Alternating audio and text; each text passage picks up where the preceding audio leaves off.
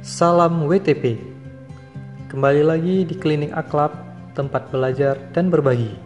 Kali ini kita akan belajar cara membuat laporan keuangan tahunan, audited. Sebelumnya mohon dibantu di like video ini, subscribe, dan nyalakan lonceng agar teman-teman dapat menerima notif jika ada video terbaru dari kami. Langsung saja, buka aplikasi penyusunan LK dan Chart Satker versi 2020 tingkat UAPPAW. Lalu kita pilih mulai. Berikut tampilan chartnya yang sudah kita bahas pada video sebelumnya. Untuk melakukan penyusunan laporan keuangan audited, secara prinsip cara melakukan penyusunan laporan keuangan tahunan audited ini sama dengan cara membuat laporan keuangan tahunan unaudited. Hanya saja untuk audited kita tinggal menggantikan referensinya dari laporan tahunan unaudited menjadi laporan tahunan audited. Berikut caranya, kita masuk pada menu pertama yaitu rekam referensi.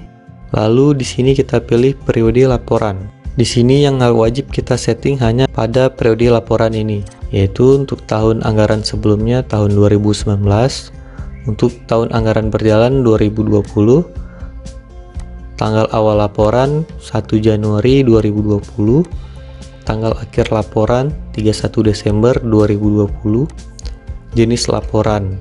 Di sini kita pilih jenis laporannya yaitu tahunan audited.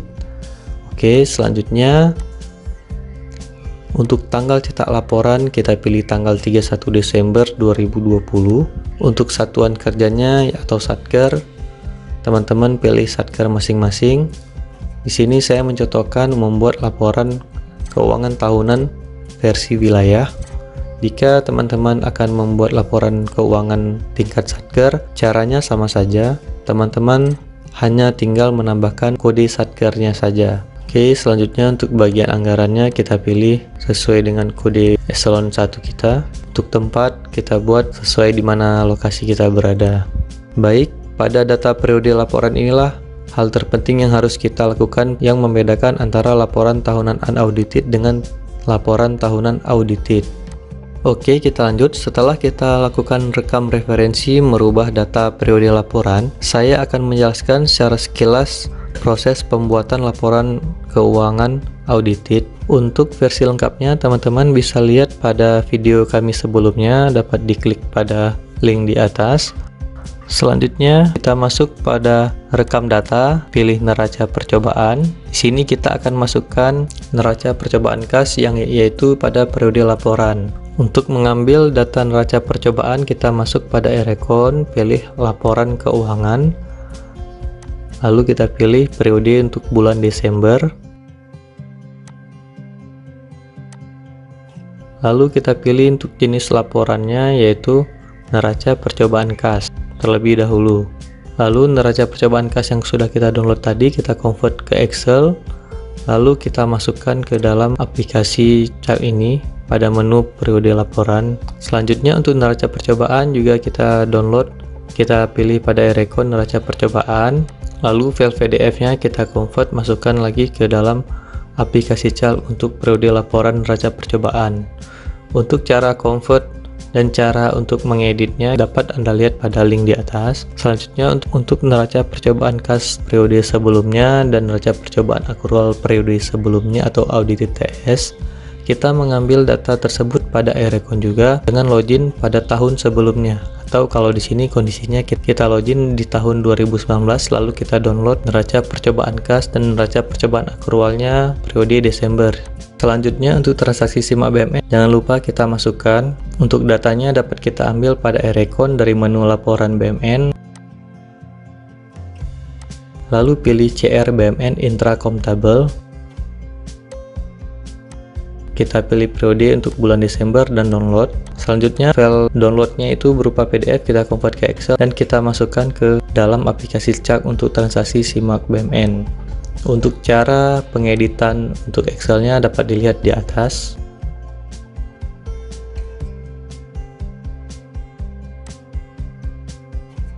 Oke, setelah masuk semua rekam data, kita pilih analisis LK.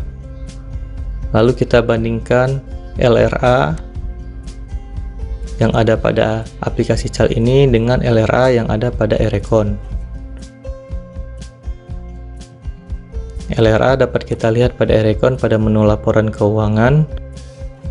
Pilih periode Desember, lalu pilih jenis laporannya, laporan realisasi anggaran phase. Setelah di-download, kita bandingkan isinya LRA yang pada Erecon dengan LRA yang ada pada aplikasi CAL.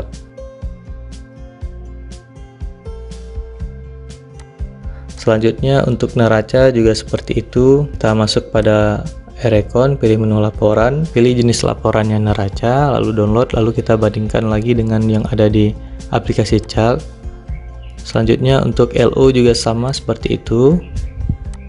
Kita bandingkan dengan Erecon, lalu LPE. Dalam membandingkan data, pastikan teman-teman membandingkan data pada aplikasi CAL ini dengan data laporan yang ada pada Erecon. Jangan membandingkan data pada aplikasi Saiba atau aplikasi Simak. Kemungkinan ada data yang salah atau belum memakai backup terbaru atau belum dapat backup terbaru dari eselon 1-nya setelah perbaikan audited. Jadi teman-teman, saya sarankan untuk membandingkan data pada aplikasi CAL ini dengan aplikasi yang ada pada aplikasi Erecon, karena pada aplikasi Erecon itulah data yang sudah fix, yang sudah audited.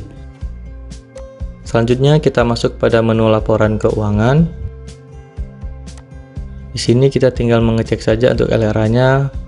Kalau yang pada analisis tadi sudah sama, otomatis di sini juga sudah sama, tinggal kita cetak. Selanjutnya pada menu CAL ini, pada menu umum kita cek lagi data sudah sesuai. Untuk yang lainnya ini semuanya sudah otomatis untuk pada umum.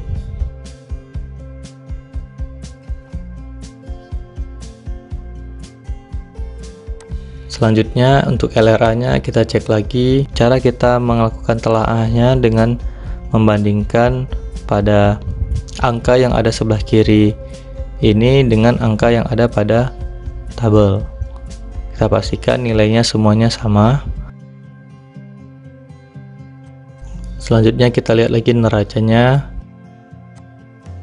lalu LO, pastikan nilai angkanya semua sudah sama.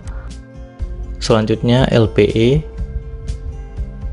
Oke, apabila semuanya sudah sesuai angkanya, tidak ada yang selisih, selanjutnya di sini pada yang paling penting lagi pada poin F, untuk pengungkapan penting lainnya di sini kita ketik manual ya. Di sini kita jelaskan apabila terjadi ada kejadian-kejadian setelah tanggal neraca, misalnya setelah tanggal neraca masih ada selisih untuk jurnal tidak lazim, kita jelaskan kenapa ada jurnal tidak lazim atau kenapa ada reklas masuk yang kira-kira muncul selisih pada Erecon, dan pengungkapan lain-lain terkait perbaikan audited. Di sini teman-teman jelaskan semua apa saja yang berubah dari unaudited menjadi audited yang terjadi koreksi. Untuk selanjutnya, jika semuanya sudah oke, sudah selesai, kita tinggal lakukan pencetakan dengan cara Ctrl P. Lalu kita dapat mencetak langsung atau dapat juga dilakukan penyimpanan ke PDF terlebih dahulu agar nanti dapat kita gabungkan menjadi satu file PDF, sehingga memudahkan kita dalam melakukan pencetakan atau dalam memberikan file ke KPPN atau ke eselon 1. Demikian, apabila ada yang ingin bertanya, boleh bertanya di kolom komentar. Sampai jumpa lagi di video selanjutnya. Salam.